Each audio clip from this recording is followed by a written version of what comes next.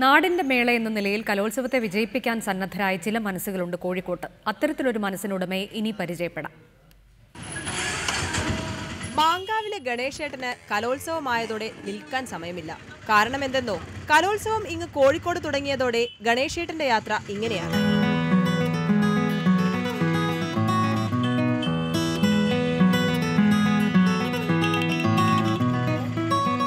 ഒരു വേദിയിൽ നിന്ന് അടുത്ത വേദിയിലേക്ക് ഓടടാ ഓട്ടം.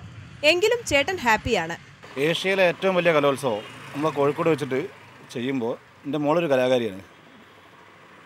അപ്പോൾ കലോത്സവത്തിന് വേണ്ടിയിട്ട് ഒരു 3 ദിവസം നമ്മളെ ഒരു പ്രയത്നം. എൻ്റെ സ്വന്തം വണ്ടിയാണ്. അപ്പോൾ ഡീസലിൻ്റെ പൈസ നമ്മൾ അധ്വാനം മാത്രമേ ഉള്ളൂ, പുറത്തുനിന്നുള്ളൂ. ദിവസവും വൈകുന്നേരം വരെ ഏതെങ്കിലും ഒരു വേദിയിൽ നിങ്ങളെ കാത്ത് ഗണേശേട്ടന്റെ ഓട്ടോയുണ്ട്. മറക്കാതെ നോക്കിയിരിക്കൂ. ഇതാ ഇങ്ങനെയൊക്കെയാണ് കോഴിക്കോട്ടുകാർ.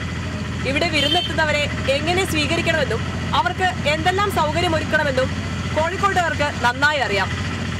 ഗണേശേട്ടന്റെ ഓട്ടോയിൽ നിന്നും ക്യാമറമാൻ സോനു വെള്ളിമാടിക്കൊന്നിനൊപ്പം രമ്യശ്രീ രാധാകൃഷ്ണൻ, ടീം റിപ്പോർട്ടർ.